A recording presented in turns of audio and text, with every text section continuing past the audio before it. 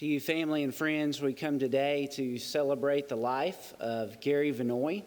We come today to worship our Lord and Savior, Jesus Christ, for it is because of him that we can know that we have eternal life and know that what we remember today as the death of a body does not have to be something that is permanent. And so it is appropriate that we do this.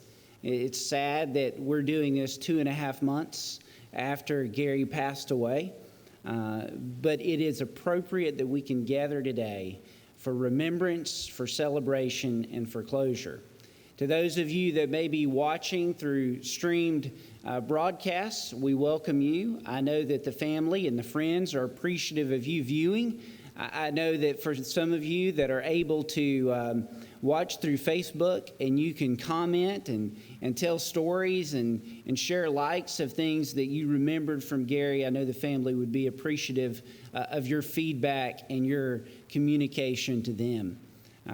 It's hard that any of us would be able to say that we have done anything for 50 years or more than 50 years. But Gary did. He was a lawyer here in Wilkes County for more than 50 years, affected and touched so many different people. And I know that you that are here today and you that are watching will get a chance to hear many of those stories from friends, from family, remembrances and thoughts. But I want you to know more than anything else that we're here to acknowledge that we have a good and a wonderful Savior who offers us forgiveness, hope, and peace. You're going to hear from different family members. Right now, you're going to hear from a longtime friend and a co-laborer with Gary. I'm going to ask Bud Calvert to come forward. Bud actually serves as the lawyer for Wilkesboro Baptist Church. He's helped us for many, many years here at our church. He and Gary were partners together. And so, Bud, you come and share some stories that I know we will be encouraged to hear. Bud? Thank you, Chris. As Chris said, I think I know a great number of folks here, but my name is Bud Calvert. Gary hired me as an associate lawyer with his then firm in August of 1971. And we practiced law together from that time up until the time of his death. Now, I can only remember about no more than 3 times that we raised our voices against each other. And we got over those very quickly and pushed on. Now, a lot of folks who work in the office have heard some of these stories. Not all of them, but some. But I'm going to tell them again.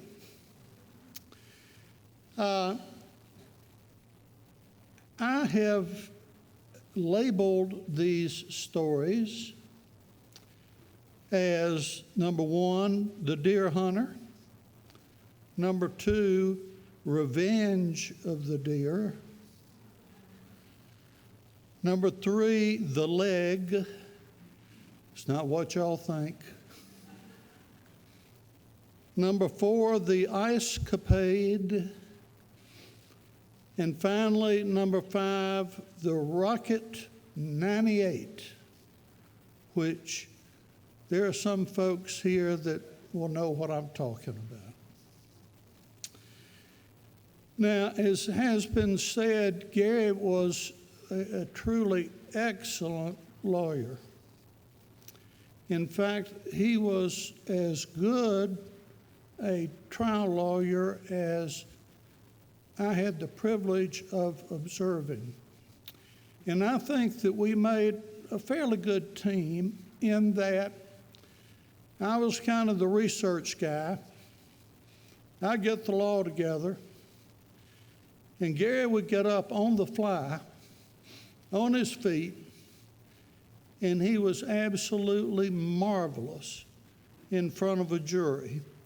He recently was elected to the North Carolina Bar Association's General Practice Hall of Fame. He held for many years the highest rating that a lawyer can have from Martindale-Hubbell, that's a national rating service for lawyers, and they also give biographical information. And again, it is national. And it's not necessarily for everybody, but most lawyers are in Martindale-Hubbell. Part of his ability, I think, was that people loved him. He had the unique ability of getting close to people. When we would go into a meeting, it wasn't long before the folks in the meeting were symbolically hugging his neck, and they were looking at me like, who is he and what's he doing here? But he just had that knack to get close to people, and he cared about people. Now, Gary tried many cases in many different courts, state courts, federal courts. He even tried a murder case in the state of Arkansas, which I thought was kind of neat. He didn't ask me to go along, but nevertheless, he tried the case. And he was an excellent hunter. He loved to hunt. If any of y'all have been in the big conference room on the second floor of our office building, you will see several of his trophies lined up along two walls, and they're really, really quite impressive if one is impressed by such things. But that leads me to the story of the deer hunter. Now, I was not a party to this group, but from what I've been told, a group of men, including Gary, decided they would go deer hunting. I'm assuming, Jay, it was mule deer in Montana. And, of course, they booked their tickets. And Gary had, if y'all remember, a Jeep Wagoneer. That's when a Jeep was much longer than it is now, and had the wooden panels on the side. Y'all may have seen pictures of it. So these men met well before sunrise, loaded up their guns, their hunting equipment, their other equipment in the back of Gary's Jeep, and off they go to the Charlotte airport to catch their flight to go to Montana.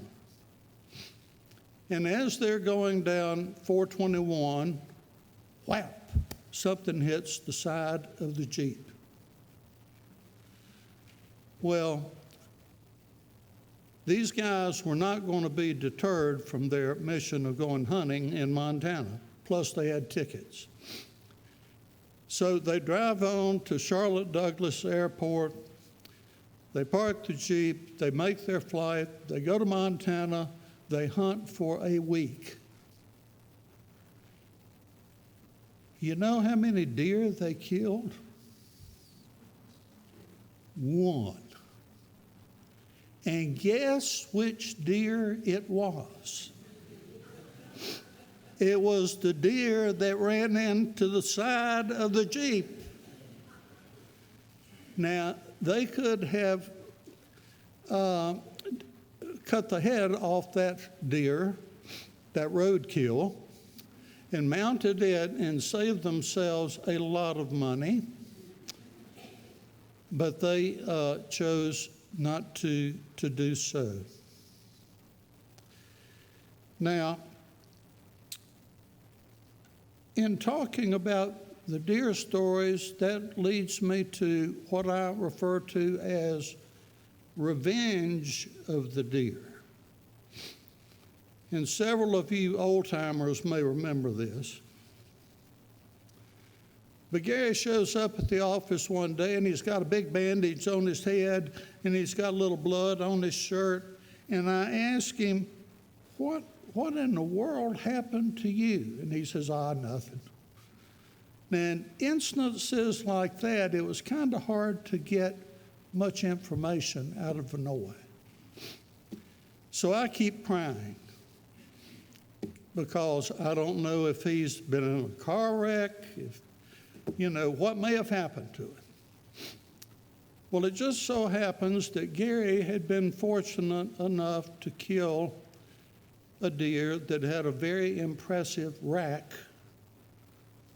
on it, and he hung that deer above the doorway to his home.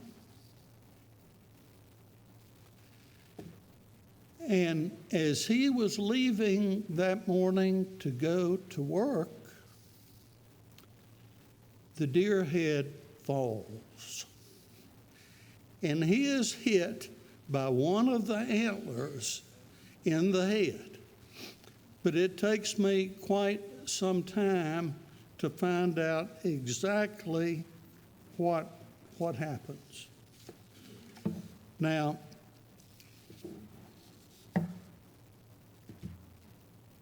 with regard to the leg, Gary and I were trying a case in Wilkes Superior Court in the old courthouse. I refuse to call it the Wilkes Heritage Museum. I'm sorry. To me, it's the old Wilkes Courthouse. And we were representing a man who had been accused of possession of marijuana and possession of drug paraphernalia. And one of the key pieces of evidence was a set of scales. Now, these weren't normal scales, okay? These were scales that had 4 legs, or were designed to have 4 legs. And I'm assuming that's so you could level the scales for whatever surface they were on. And they had a metal top so you could clean it off, after you had measured whatever substance it was you were measuring. And the district attorney put the scales in plain view of the jury, as district attorneys have a way of doing. Now, I don't know, Jay, if it's still the way it used to be. But it used to be that the district attorney would have this row of officers sitting behind him, whether or not they were going to be called as a witness or not, okay? But it was as though the district attorney was saying to the jury, well, truth, justice, and the American way prevails on my side of the courtroom. And I don't know how many of y'all have been in a courtroom, but you have the jury box over here. You have a divider, or what is known as a bar, the bar, going around behind the lawyers. And here is the district attorney with this array of law enforcement officers, and over at the other table sit Gary and the client and me. That's it. So the case proceeds to trial, and during the trial, Gary looks at me as surreptitiously as he could, because remember, we've got 12 stern-looking people looking at us from that jury box. And he says, "Bud, are those scales missing a leg? And I surreptitiously look at the scales, and lo and behold, there are only three legs on the scales.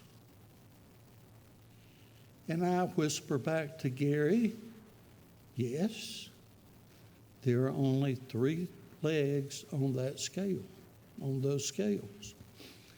Now, bear in mind, the district attorney throughout the trial had been saying, now, somebody that has a set of scales like this has got to be dealing in marijuana so they can measure it, and the scales are clearly drug paraphernalia.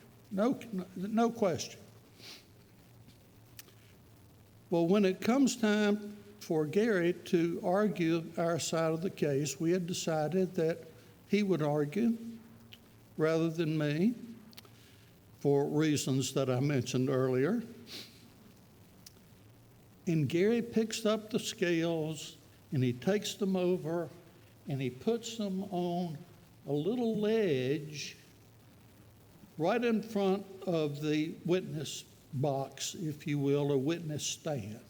And he points the scales toward the jury so that that missing leg is pointed right out.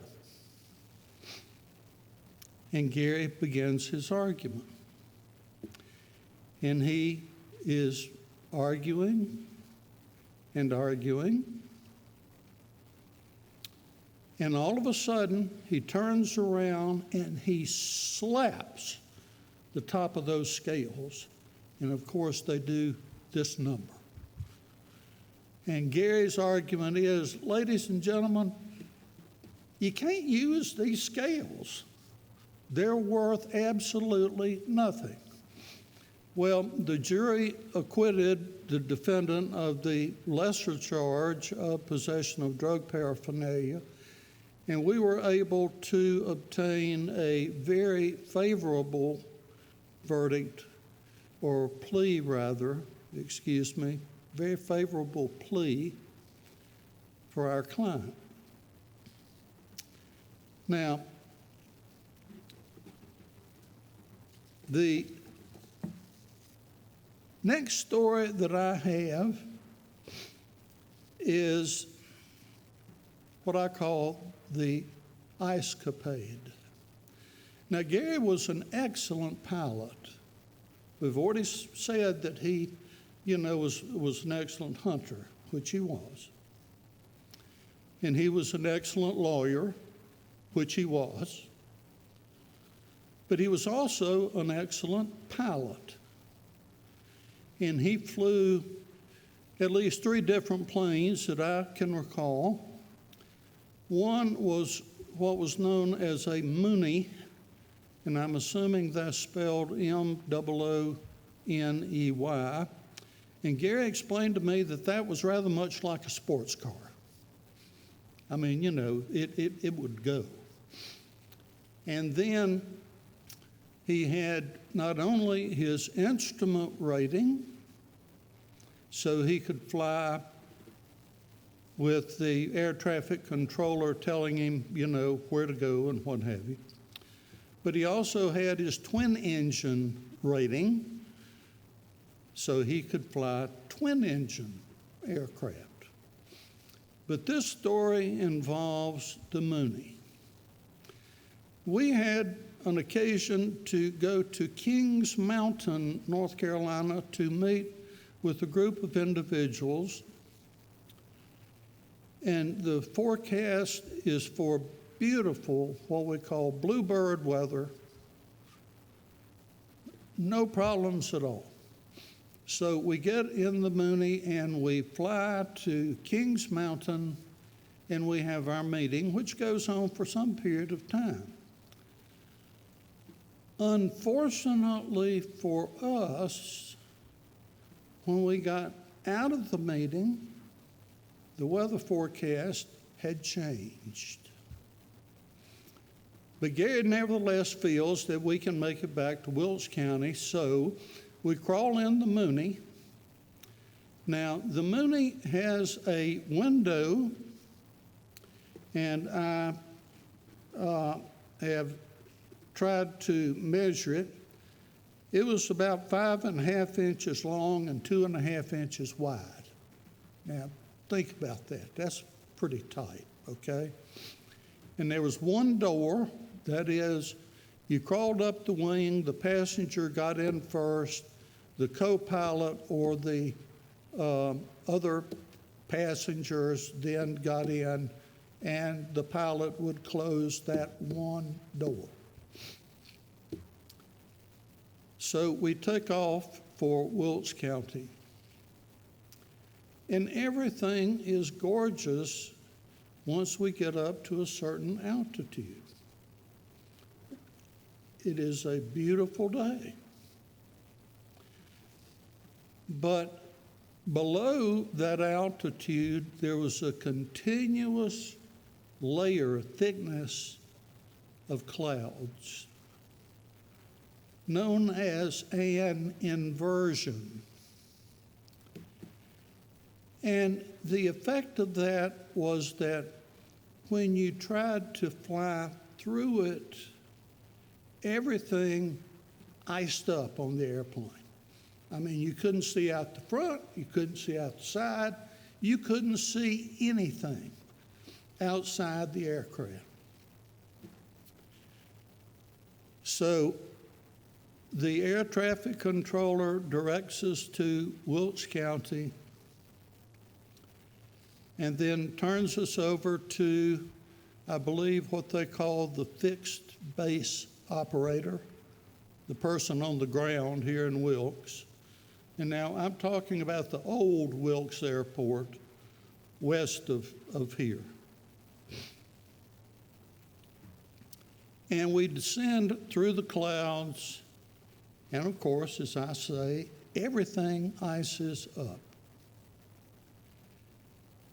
Now, I'm not overly concerned at this point in time because Gary is an excellent pilot. He's flown this plane many times.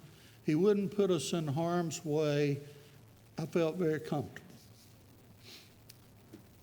But I don't know if we landed, and we were landing from the east to the west.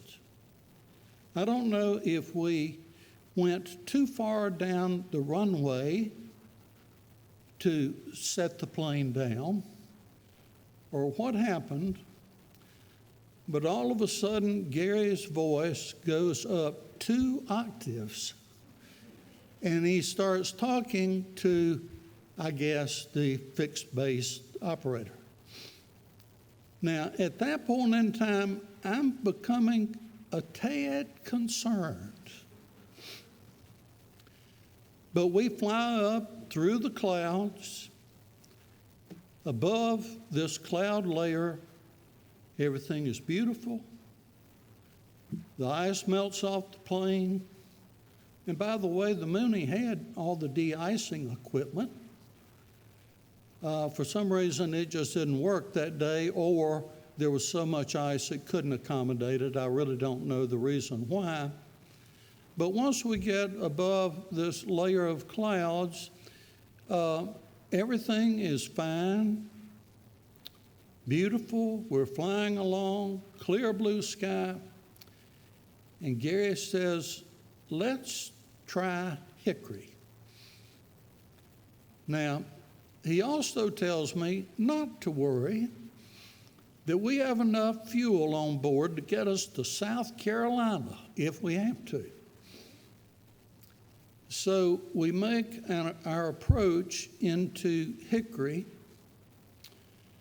and Gary, of course, we descend through this same layer of clouds, and Gary says, please look out your side of the plane, because I'm sitting in the co-pilot's seat up front. Gary's in the left seat, I'm in the right. Gary said, please look out and see what, if anything, you can see on the ground. So I look out the window, and I turn to Gary and I say, trees. And at that point in time, Gary stands the Mooney on its tail, and up we go again. So then he decides that we shall try Charlotte. Now, Charlotte Douglas Airport was not nearly as busy then as it is now, but it was still pretty busy. And the air traffic controller directs us to the Charlotte Airport. We descend, everything ices up, same story. But Gary tries to stick his head outside this 5.5 inch by 2.5 inches wide, 5.5 inches long, 2.5 inches wide little window, which he could open on the pilot side. I guess it was to let air in if you were on the ground in a hot environment. I don't know what the window was for, but anyway, he's sticking his head or trying to stick his head out the window. Now, his head is not going to fit through that window. But he somehow lands the plane on a runway in Charlotte.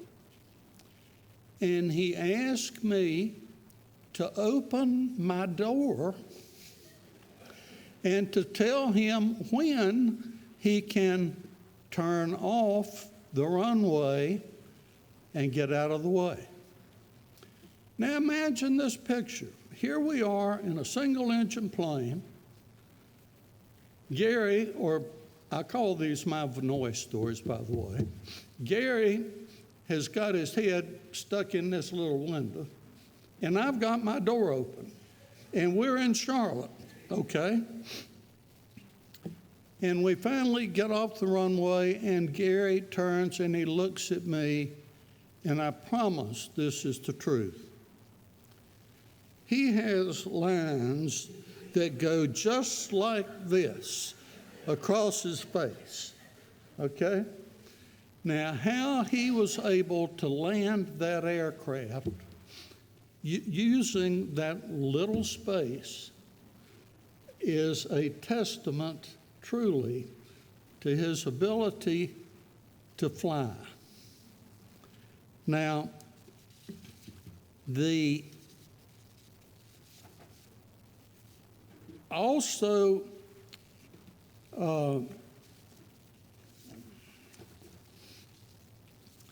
last story that I will tell, and I don't know, Chris, how long I've taken, about 30 minutes it looks like, is the Rocket 98. Now, I don't know if y'all remember a 98 Oldsmobile or not, but that was top of the line, okay?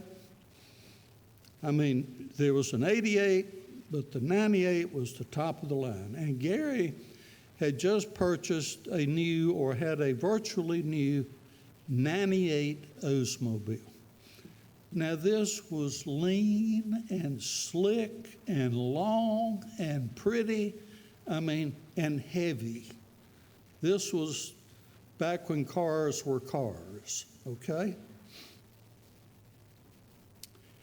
And the inside of the car, by the way, was absolutely luscious. It was great. We had occasion to go to Boone for some innocuous task, perhaps updating a title or whatever, nothing that required any great legal skill or ability. But after we had finished that, Gary decided that he would go see, or wanted to go see, a client by the name of Bob Horn, who started what's called Powderhorn Mountain, if y'all are aware of that.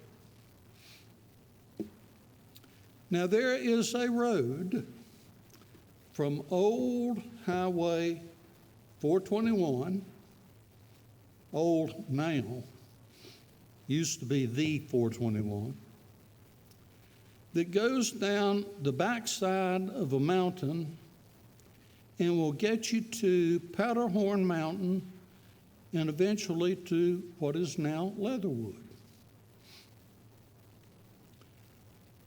What we didn't realize was that we came to a hill that we had to descend, and the hill was rather steep. Now, Oldsmobile in his commercials referred to the engine in the 98 Olds as the Rocket 98. That's where the caption for this story comes. Going back to the paving of this portion of the road, the substance that had been used was this type of material that you have, I guess, tar on the bottom, but then on top you have little pieces of pea gravel, the little gravel. And we're coming down this hill, and I think to myself, he may be going just a little too fast. But he's driving, it's his car. I'm not going to say anything. At the bottom of the hill, there is almost a 90-degree turn to the left. And we're going down this hill in a heavy 98 Oldsmobile. And when we start descending and get close to the turn, Gary applies his brakes and turns the steering wheel for us to make the turn. Unfortunately, the Oldsmobile doesn't turn. In front of us, there is a bank. And we really can't see beyond the bank what may be there. Whether it's mountainous, whether it's level, we just don't know. So we hit that bank, and I reach up with one hand and put my hand where the windshield joins the top of the car, and I put my other hand on the dash, thinking to myself, this may not be good. Because remember, we're back in the backwoods of Watauga County, okay? And I look over at Gary, and then I really get concerned because Gary is wearing a short sleeve shirt, which men did at that time, of course, with a tie and jacket and what have you. And you could see every muscle in his forearms. They were just bulging out. He's gripping the steering wheel so hard. And I'm sure it didn't, but it appeared to me that the steering wheel was even bent forward where he was pushing on it.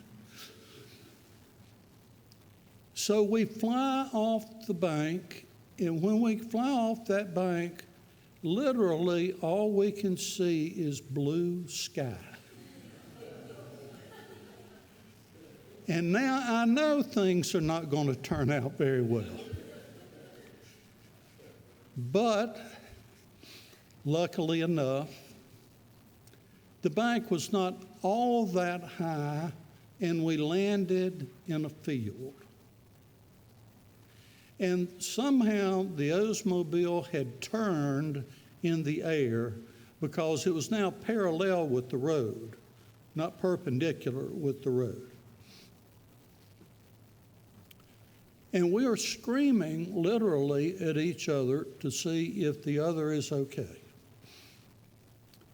And when we determine that we're both okay, we get tickled and we start laughing about it.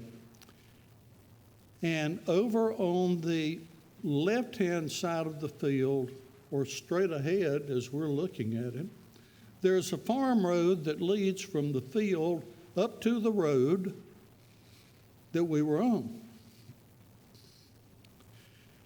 Well, Gary is driving through the field in a 98 Oldsmobile, And he turns loose of the steering wheel, and the car goes straight, and we're laughing that nothing's wrong with the car.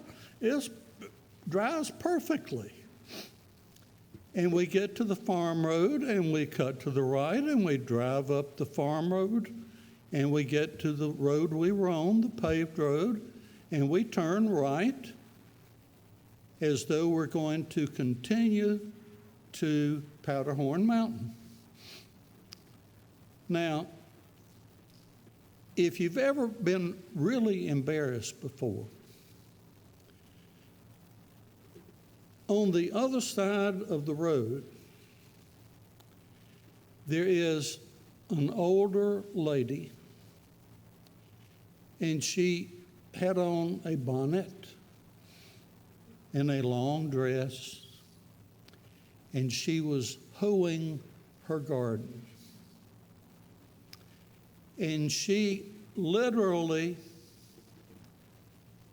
puts the hoe down on the ground, the blade part, lays on it, and just grins at us. Like what two fools in the world would fly a nosemobile off that bank? But we proceeded to Powderhorn Mountain without further incident.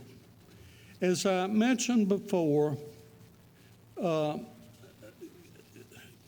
Gary was an unusual sort of fellow in that he did a lot of things. He really did. He flew planes, he rode a motorcycle, he tried murder cases out of state, he was well recognized by his peers. He represented one of our towns with distinction for a number of years. Clients liked him. That's why they came back to him so often. So we have truly lost a great lawyer and a great person. So in closing, the only thing that I can say is rest well, my friend, rest well.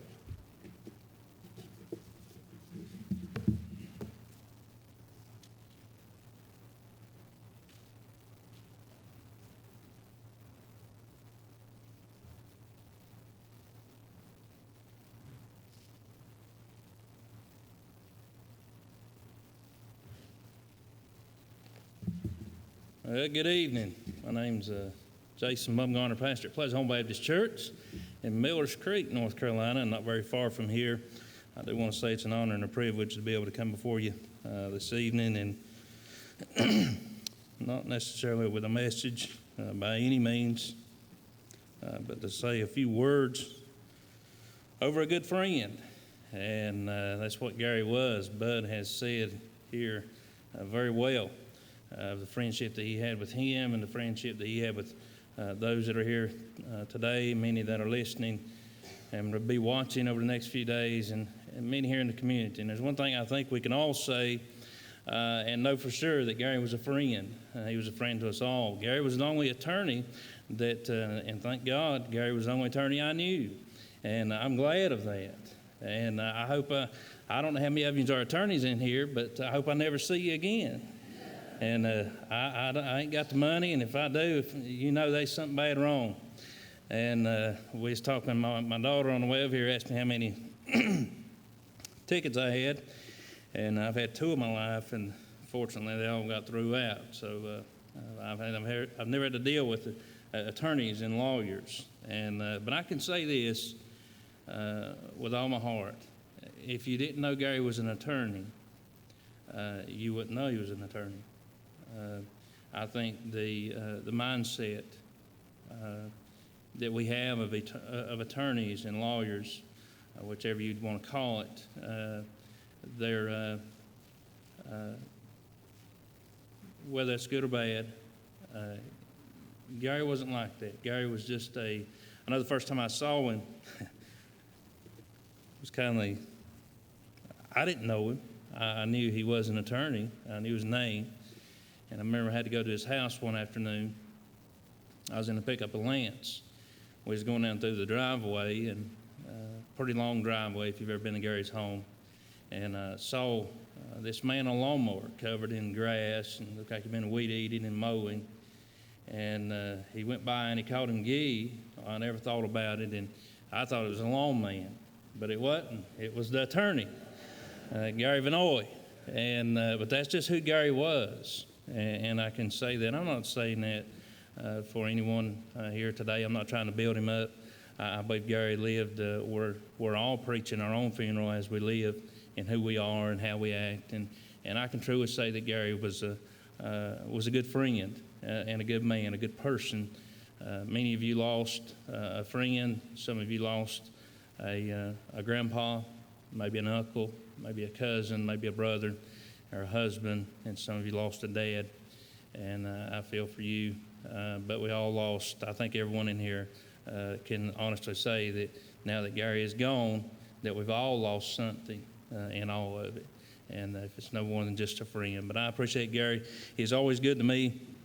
Henrietta Mears said, and I know most people here don't know her, she's dead in herself as well. But Henrietta Mears gave a quote one time, and matter of fact, she makes our Sunday school literature that most churches are used to. She founded that and came up with that idea. But she said, God buries his workmen, but never their work. God buries the workman, but never his work. And I think that Gary will certainly live on in the thoughts and the memories of all those that are here today, those that are listening, and those that will listen in days to come. That Gary's work will live on because, again, his attorney, his license, all those things is over. But what we won't remember Gary as an attorney, but we'll remember him for who the man that he was. Jay, you'll remember he was dad. He was attorney. He was saving people's lives and those things to a lot of people. But if you really knew Gary, you really won't think of an attorney. You'll think of who he was, and you won't think of his accomplishments, but really who he was.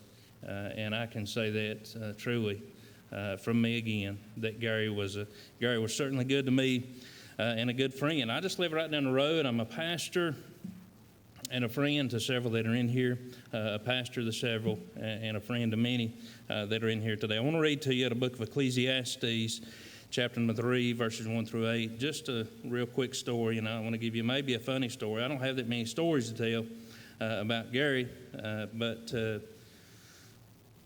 Ecclesiastes chapter 3 and verse number 1.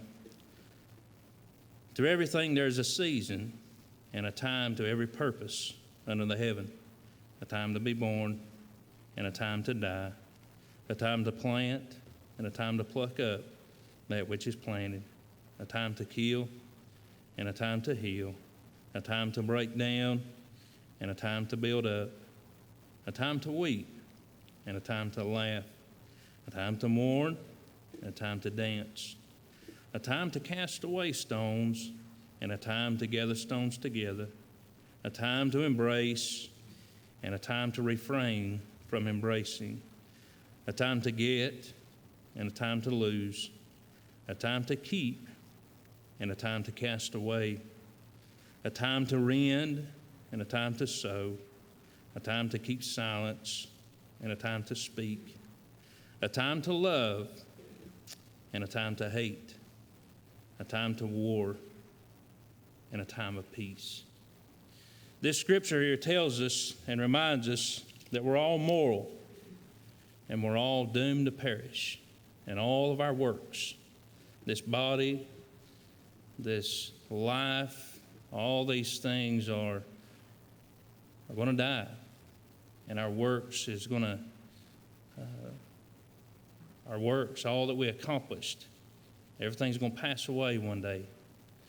But who we are is what's going to matter. You see, Gary's body is long gone. Gary's life is lived. But Gary will live many years, decades from now? Will he live in a family of Jay and the grandkids, Lance and Misty and Keisha, all the grandkids and the kids, the great-grandkids? Let's keep in mind as we leave here today that we one day, too, will be just like Gary.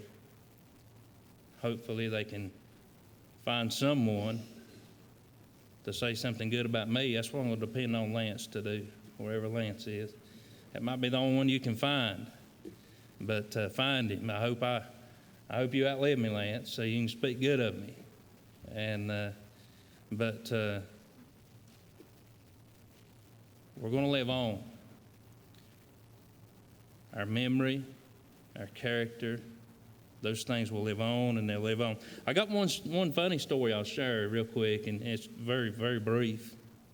Just a few words.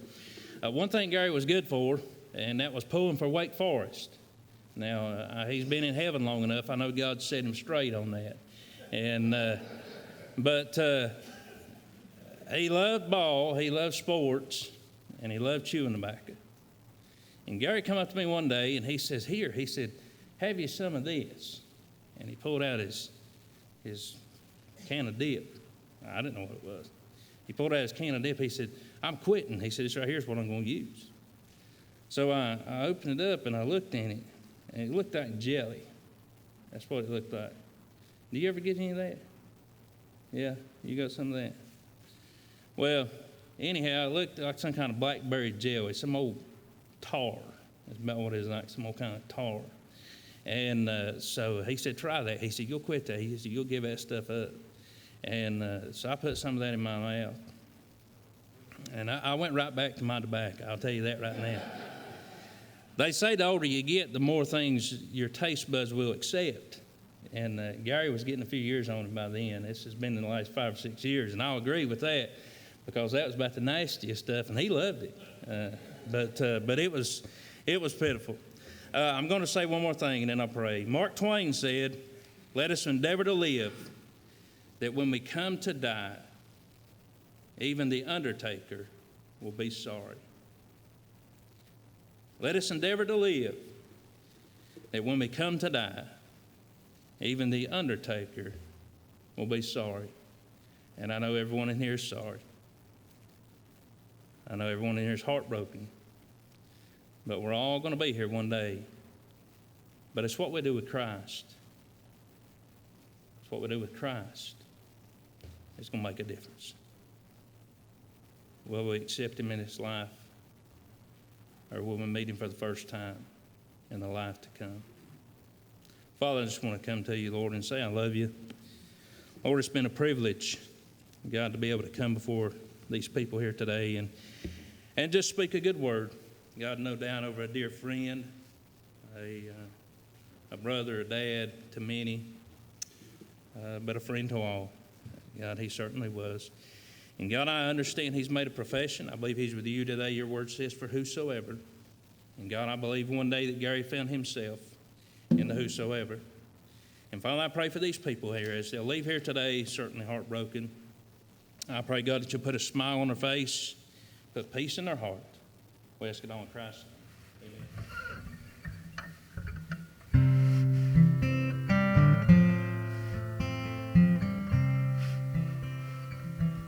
I know your life on earth was troubled, and only you could know the pain. You weren't afraid to face the devil. You were no stranger to the rain. So go rest high on that mountain. Son, your work on earth is done.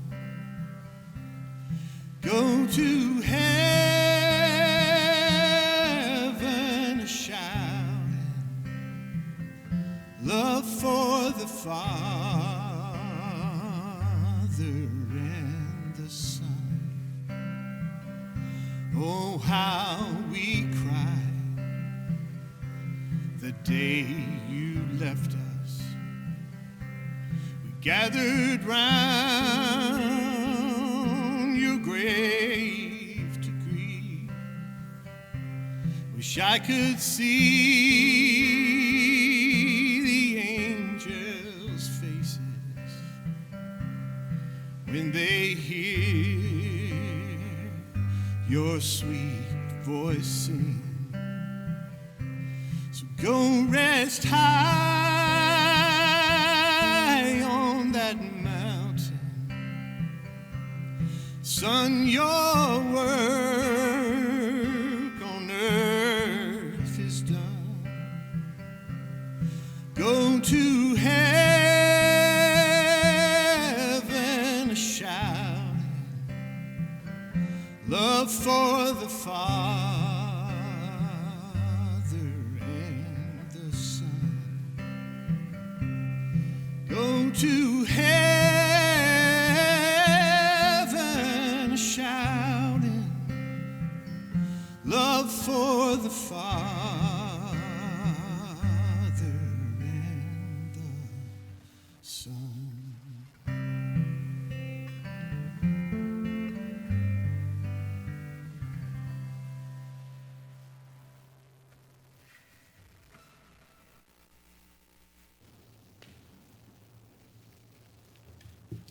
My privilege of getting to know the Vannoy family has come through my friendship with Jay and Beth and their family. I got a chance to be around Gary a few times. Probably the most privileged time was the day that we baptized Tate here at church. Gary was here that day, and it was a day of celebration and remembrance. Psalm 23 is probably the most beautiful psalm that David wrote, certainly the most well-known. It's a poem, it's a song, it's a hymn, it's a recognition of how we can have confidence that God loves us and that He is our shepherd. Let me read this beautiful text. The Lord is my shepherd, I shall not want. He makes me lie down in green pastures. He leads me beside still waters. He restores my soul. He leads me in the paths of righteousness for His name's sake. Even though I walk through the valley of the shadow of death, I will fear no evil, for you are with me. Your rod and your staff, they comfort me. You prepare a table before me in the presence of mine enemies. You anoint my head with oil, my cup overflows. Surely goodness and mercy shall follow me all the days of my life, and I shall dwell in the house of the Lord forever. There's a lot we could say about Psalm 23. One of the most important things we could say about this psalm is that David understood the Lord, God, in a very personal way. The word Lord is the word Yahweh. It's the personal name for God. It's the introductory name for God. It's the way that God wants us to know Him. And He says, the Lord is my shepherd. He is my guide. He is my leader. He is the one that walks me where I need to go and provides for me. I know that the last several weeks and months for you as a family have been difficult. This is not normal to wait this long to have a memorial service or a funeral. And I know the Lord has been with you. I know He's cared for you. I know He does care for you. And I know He wants you to know Him in a personal relationship. The verse that I've been meditating on as I've been thinking about this service is verse number 4. Even though I walk through the valley of the shadow of death, I will fear no evil. For Gary, I remember that day I got the call that he had had a heart attack, and you guys were up at the hospital, and you were praying, and we were praying that God would bring him out of that God would heal him of that. And of course, as you're well aware, God did not choose to give his heart function back to him. He didn't choose to restore his physical life to him. God had a different plan. God took him on to be with Him there in heaven. But as we think about that valley of the shadow of death, that's difficult, isn't it? Death is something that none of us like to think about. We don't like to dwell on it. We certainly don't like it to hang over our heads. And in Gary's case, in this case, that valley of the shadow of death is not only a heavy shadow, it's a long shadow. For 2.5 months, you as a family have been thinking about and wondering what this day is going to be like and waiting on this moment to find closure. But I want you to notice this promise. Even though I walk through the valley of the shadow of death, I will fear no evil, for you are with me. You realize that no matter what you've gone through and no matter what Gary went through, God was right there with him. The Lord is right there with you. Shadows can only look scary. They're not really scary. They can't cause pain. They can't destroy. They can't kill. And that's what David's testimony is.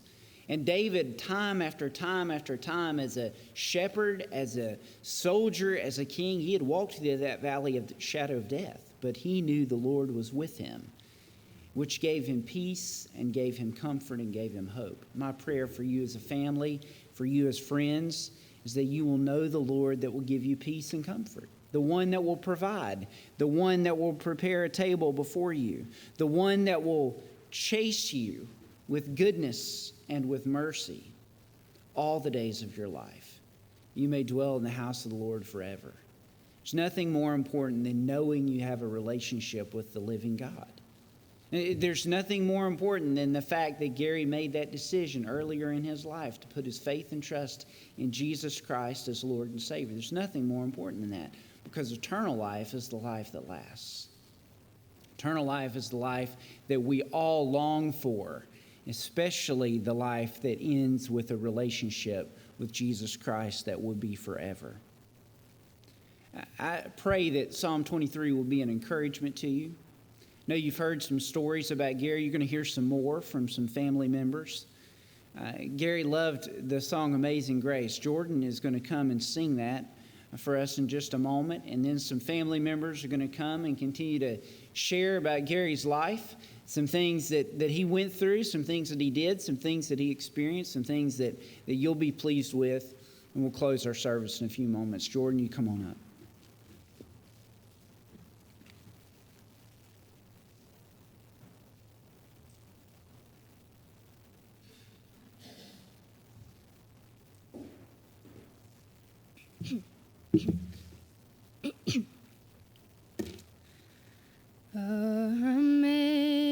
Amazing grace, how sweet the sound that saved a wretch like me. I once was lost, but now I am found. Was blind, but now I see. Was grace that taught my heart to fear, and grace my fears relieved. How precious did that grace appear the hour I first believed. Through many dangers, toils, and snares, we have already come. 'Twas grace that brought us safe thus far, and grace will lead us home. Amazing grace, how sweet the sound that saved a wretch like me. I once was lost, but now I am found. Was blind, but see.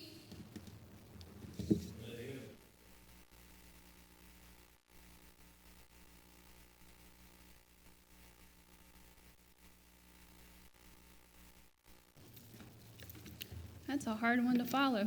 Bear with me. Get my bearings here. As most of you know me, my name's Keisha Maston. Daughter-in-law, had a privilege of working for Gary for 10 years. I come before you today to celebrate the life of amazing husband, father, grandfather, father-in-law, brother, uncle, cousin, friend, and colleague. I'm certain we would all agree we couldn't ask for a more humble, caring man than Gary. To Sheila, he loved you more than life. He cherished your marriage, your friendship. You carried with him, and he wasn't afraid to share. He truly loved you. I am sorry there are no words that can be said to make it easier, but we know he isn't suffering now. To Jay, Gary was so proud of you. He would constantly brag on your lawyer skills. He would beam when he would be talking to someone about you. If he had the opportunity, he would always share your accomplishment in becoming a super lawyer. If remembering one thing from the memories it was with your dad, cherish the love, the bond, and the friendship he carried with you. To Beth, Gary could not have asked for a better daughter-in-law. He shared with me on many occasions that his son was lucky to have you. Practicing law, owning your own business, and running a family, Gary knew if anyone could handle it, it was you. To Tate and Alec, Papa Gee, as you boys named him, he loved you more than the word itself. He cherished the moments he could spend with you, the ball games he could attend, the music festivals he attended, the gatherings we would have that would end in football games, the moments we had arguing back and forth about Wake and Carolina. He loved you boys dearly. To Lance and Tyler, Gary looked at you both as sons. He would lean on you both to repair, build, cut grass, attend to his ducks, mow his yard, anything he needed around the house. He knew all he had to do was call. From watching you two grow up and build families, he has supported you both. Hold on to the memories and cherish the time you were able to spend with him. To Misty, Gary's words all the time were, "Man, Misty cooked a good supper." He would constantly share how delicious the meals were you prepared for him and Sheila over the years. Mackenzie, Aaliyah, and Jordan, Papa Gee was proud of you girls too. You would brighten his day on a rainy one, and he was always eager to know your whereabouts and what you were doing. He was proud of all three of your athletic successes and always wanted to know where you were playing volleyball next so he could attend. Mackenzie, he would be so proud of your recent accomplishments in joining Liberty University to play volleyball. You know he is looking down and telling you, "Way to go, Kenzie." Aaliyah, as you have ended your senior year through what has become the new reality, Papa Gee would be proud of you for continuing education to become a flight nurse. He would always tell you, "Go for it. You can accomplish anything you've been trying to." And to Jordan, all you had to do was one thing, and that was sing. You know that Papa Gee's favorite music to hear was your singing. He loved you and loved hearing it. Trenton and Lindsay, Papa Gee was so proud of you too as well. You would cheer him up on a bad day, and he always wanted to know what you two were doing next. Trenton, T, as Gary called you, I know you two held a bond that can't be explained. I know that this is not how you wanted it to end, but know he loved you and was always excited to hear about your day. He enjoyed you doing your internship with him this past spring, driving him to ball games and assisting in whatever he asked you to do. One special memory you hold with him was on March 11th. You were playing baseball at East Surrey. He told us to text him with updates that he wasn't feeling well and would not be able to make it. So as I kept updating him throughout the game, I was able to send him the last video he would see of you playing ball. It ended with cheers and excitement in his voice of how proud he was for you hitting your home run. Lindsay, Pickle, as he called you, you two never had a dull moment with each other. From eating pickles, drinking tomato juice, throwing football, riding the mule, feeding the ducks, and scratching Papa Gee's head, he always loved the adventures you two were able to take. He loved watching you play ball. If he couldn't make it, he would always text about how you did. Love you, Pickle, is how he would always end the conversation with you. Mark, Meryl, I know this has been a difficult time for you as well. Gary adored the time he was able to spend with you guys, the dinners you had with one another, and all the sweets, cake, and cookies he loved. Gary has always been one that I would learn from, lean on, go to for anything. He would always make me feel he was a phone call away if I needed him. On many occasions, I would find myself fixing anything electronic Gary owned.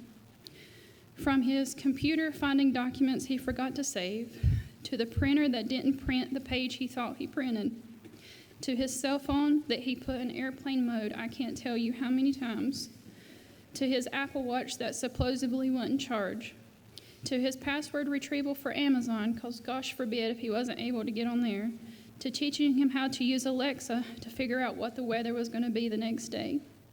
His famous words always to me were, "How did you do that?" From the time with him I spent in his practice to the time spent as family, I look back and I am blessed I was able to make and share these memories with him. Gary always had a love for helping young lawyers. He enjoyed guiding them through the early ages and watching them grow. His love for being a lawyer and helping his clients did not go unrecognized. One of the most memorable memories I was able to share with Gary was when he was inducted into the Bar Association Hall of Fame. Gary was never one that wouldn't want any fame for anything, but he was so deserving of the award. He worked hard over the last 55 years and established a business and client base that never went unnoticed. Gary always had a love for anything sweet. Many times when I worked for him, I would keep a jar of M&Ms. It seemed like I would fill up daily. You knew he had been in them, as the lid would never make it back on top, and there would be a trail of M&Ms back to his desk. He did this with just about anything. Cookies were a passion for him as well. You always knew he had been into them because he would have a trail of crumbs leading back to where he was going. In closing, Gary was a true friend and father-in-law to me. I will forever cherish our friendship, love, and bond that I shared with him over the years. Rest in peace. I love you.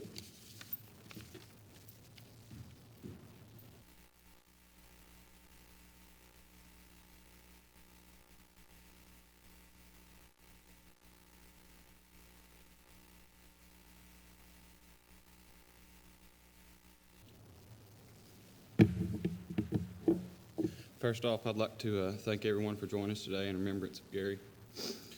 If you guys don't know me, I'm Trenton Masson, grandson, and we gather this afternoon not to mourn, but to celebrate the life of a great man. Papa Gee, as we like to call him, was built of selflessness. And I'd just like to share a couple memorable stories that we had. The first one I like to call Sky Blaster. Jay, I don't know if you remember this, but I was probably 11, 12 years old, and we were going down to some cornfield down on the river. And he had brought Bo, and we were sitting in this little grassy area, and these geese come flying over, and he said, "Shoot them." I look up, I see these three little specks. I said, "I ain't gonna hit them." He said, "Yeah, go ahead and shoot them." I had this little pump 20 gauge shotgun. So I shot, and of course, geese didn't fall down. And he just laughed. He said, "They got to get lower." I said, "Well, why'd you tell me to shoot?" He said, "I thought you were a good shot." I said, "Well, we've seen how that went." The next story I'd like to talk about is his hatred towards cranes at the pond. Every time I would drive by, I'd dig a long neck crane. I'd drive up there and I'd say, "Gee, there's a crane down at the pond." He said, "Oh, go grab a shotgun, go down there and shoot it." So, of course, I went in there and grabbed the shotgun. I'd walk back and the thing would be gone or, whatever. And it'd be his mission to shoot that crane. He was determined. This is my last story, and my mom already touched on it, but it's truly amazing. It's Wednesday, March 11th. I'm at East Surrey playing a baseball game, and Guy had always told me for years that if I'd changed my stance that I'd hit a home run, and I never believed him. I thought he was crazy. But for some reason that night, I decided to listen to him, and sure enough, he was right. Got a text from him that night that said, "Way to go, T. You'll be back in cleanup soon." Little did I know those would be the last words I'd ever get to hear from him. Guy was a hard-working man, a man that showed no quit. And he may not have been the best driver in the world, but what he lacked on the roads, he made up for in his heart. And it seems like it was just yesterday when I was on your shoulders, pulling on your ears. Although you're gone, Guy, you'll never be forgotten. Rest in peace.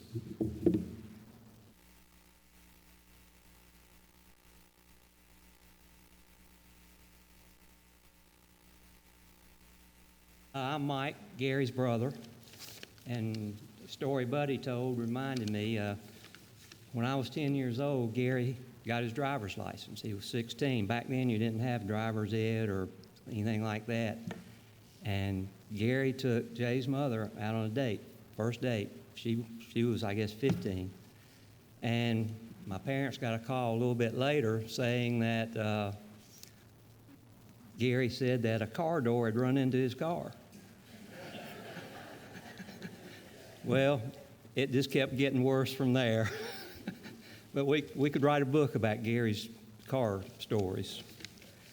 How do you define a hero? Google says a hero is someone who puts others before himself or herself. A hero has good moral ethics and is someone who does things for the sake of being good, not just a means to an end or a reward for good deeds, but it is someone who does good for the sake of doing good. Does that not define Gary Vannoy?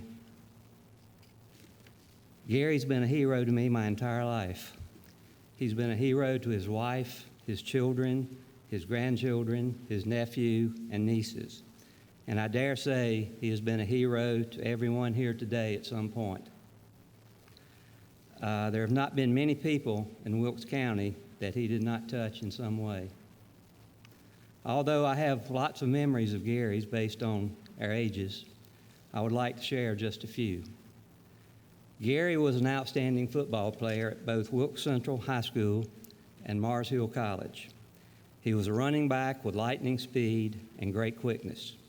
At Wilkes Central, he wore back then number 51 as a running back and played for the legendary coach Marvin Red Hoffman. I don't recall missing any of his games, either at home or away. One play in a game in particular was amazing. He took the handoff and started around one end, but there was no daylight. So he zigged and he zagged and went in the other direction. Still bottled up, he finally found some running room thanks to some offensive lineman who formed an actual tunnel for him, and we saw it on film. About 4 linemen, 2 on each side, formed a tunnel for him. He ran under, and he ended up scoring a touchdown. That was real determination with a little help from his friends. Some say that Gary and I resembled each other so much that playing the golf together at Oakwoods Country Club, I was often mistaken for Gary. I don't see all the resemblance, but I was honored. However, there were times when I was out to dinner with my wife in Winston-Salem and was mistaken for him by someone from North Wilkesboro. Someone thought Gary was out with another woman. Really embarrassing, I'm sure. Going back to Buddy's airplane stories, the Mooney.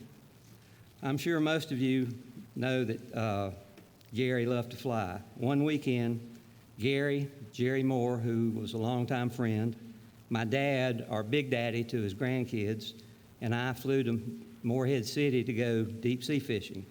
Gary flew us there in his Mooney. Dad said he would go to the store, excuse me, pastors, and buy beer for the fishing trip.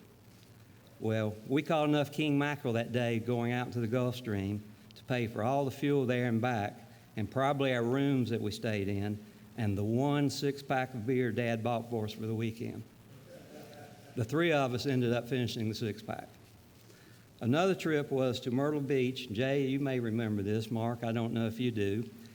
Also in his Mooney. We flew to Myrtle Beach with Jay, my son Mark, and me. Jay was maybe 12, 13, 14, I don't know. Gary at that time, what Buddy said, was flying less instruments.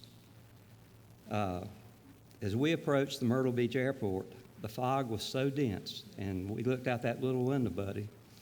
It was so dense, we could not see the ground. But Gary said, "I got this." About that time, we broke through the clouds with a 200-foot ceiling and landed safely. He was totally in control of that airplane. This describes Gary to a T, always in control. We know he was. I love you, brother.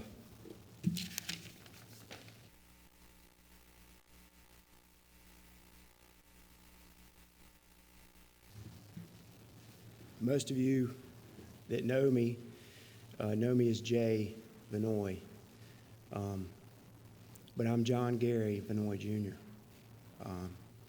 That's the name he gave me. I don't know why he didn't want me to use it, but he didn't. So for all these years I've been Jay, but today I've never been so proud to be John Gary Vannoy Jr. I thought long and hard for the last several months what to say about Dad, and I could talk for hours. But what keeps coming back to me, and what Sheila and I have talked about, and what so many people have reached out, some lawyers, just people he touched, not lawyers. Dad had a special gift to talk to people, and he had a special gift to listen to people.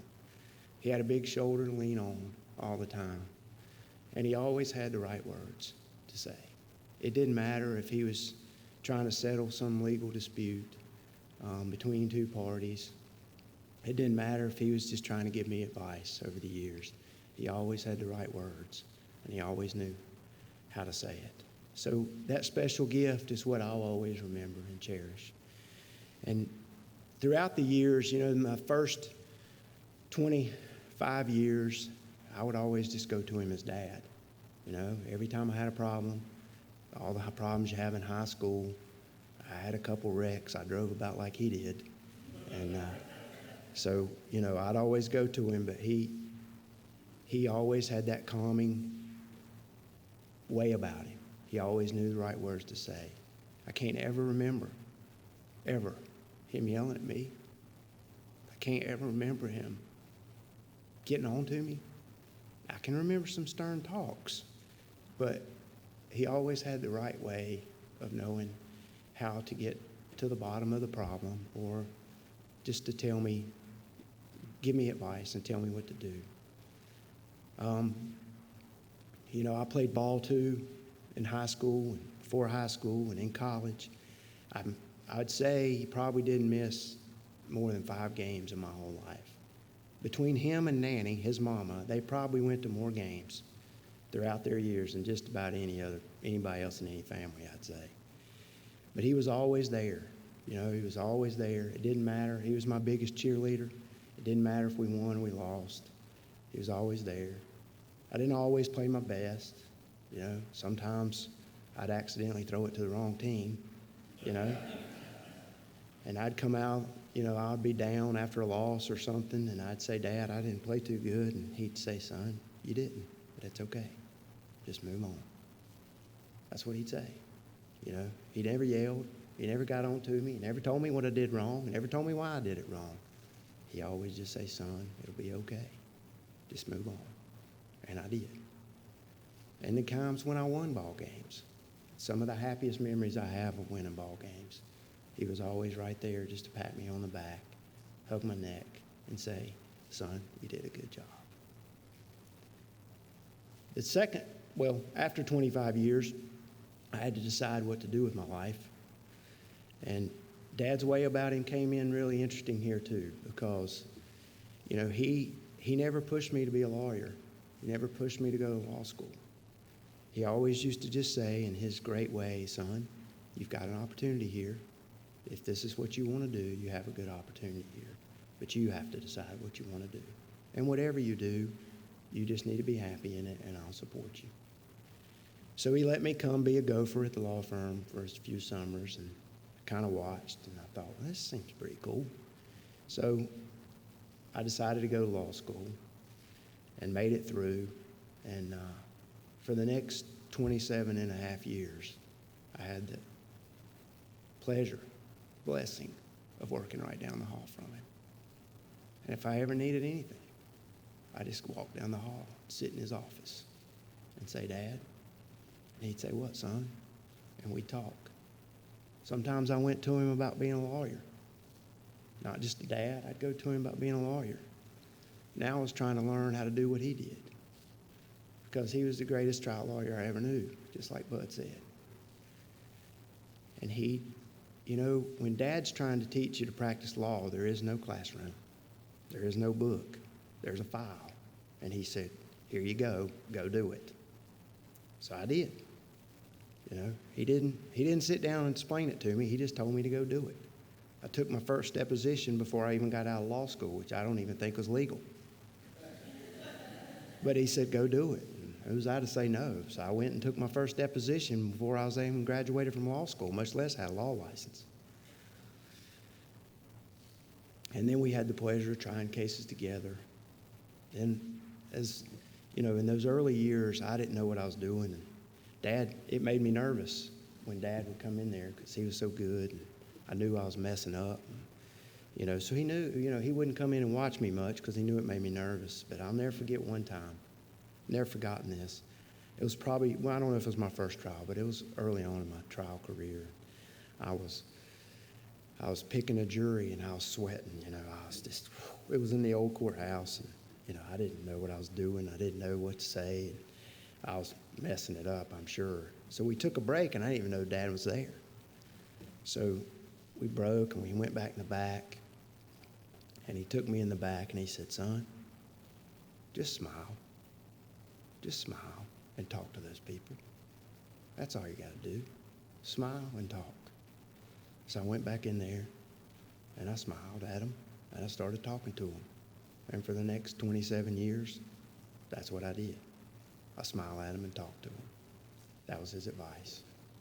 And I was lucky enough, sometimes it worked. Not all the time, but sometimes it worked. And then, you know, as my law career continued to go on, you know, it didn't make me nervous anymore that Dad was there. It was pretty awesome when I'd be arguing in front of a jury and I'd be standing up there and I would turn and look out in the audience and he'd be sitting there. I didn't know he came in. He'd be in the back, you know, and he'd just be watching. And that's all I needed, you know. He was just there. And then he was usually the first person I called, win or lose, you know. I've lost my share, and I've been fortunate enough to win my share, but I'd always call him because he'd always want to know what happened. And it didn't matter whether I won. It didn't matter whether I lose. If I lost, son, it'll be okay. It'll be okay. And when I did win some of those big cases, he was right there to celebrate with me. But it's somehow the losses you remember because those are the times you need to lean on him the most.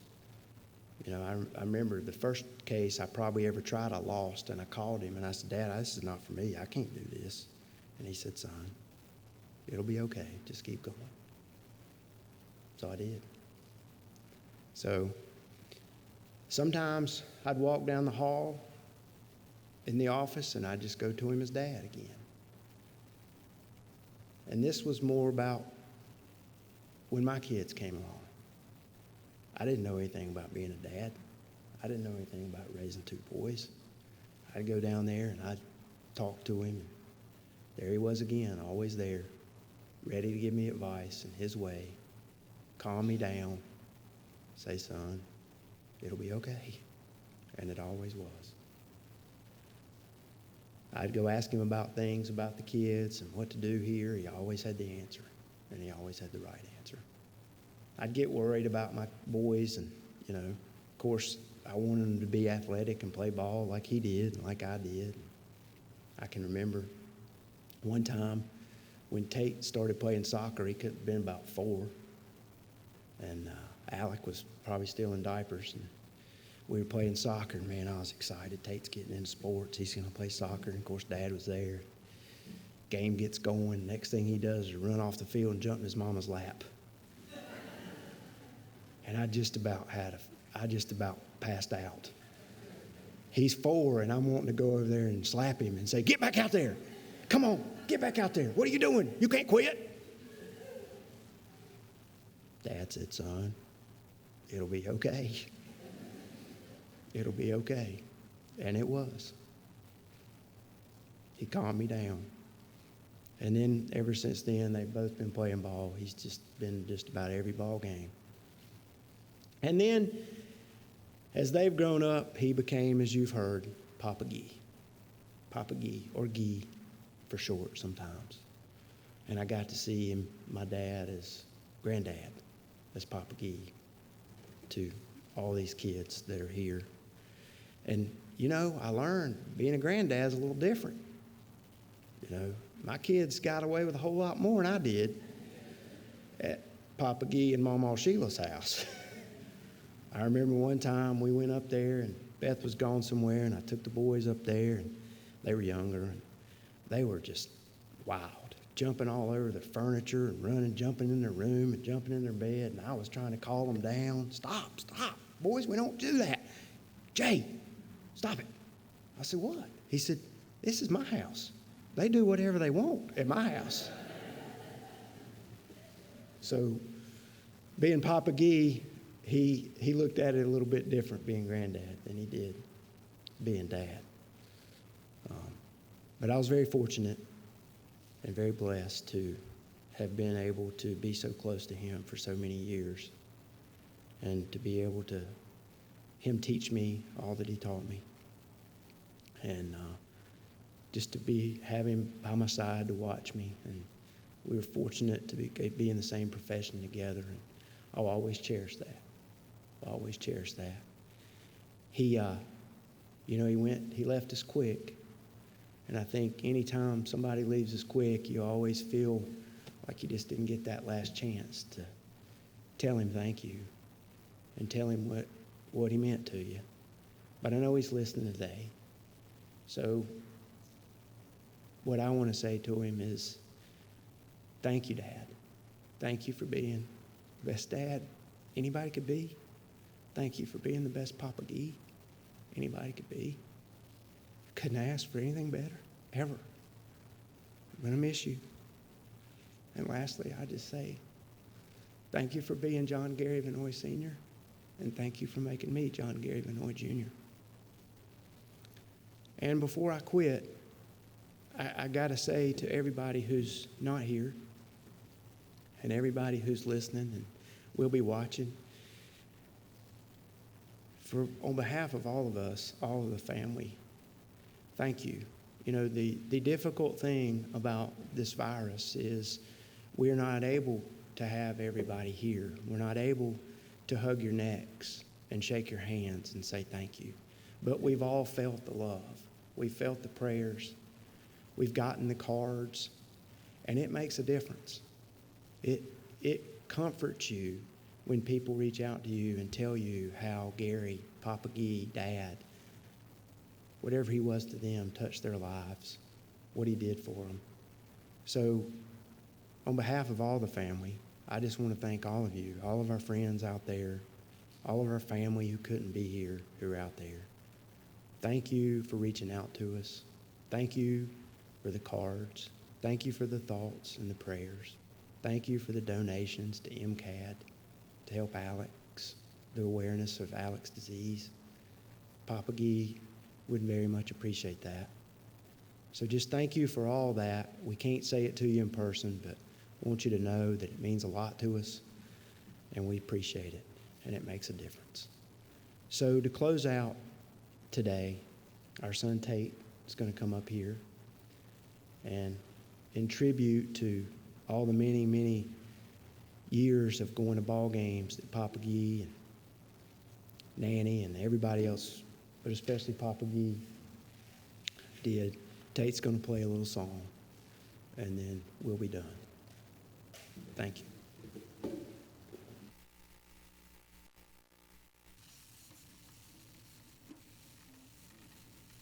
you.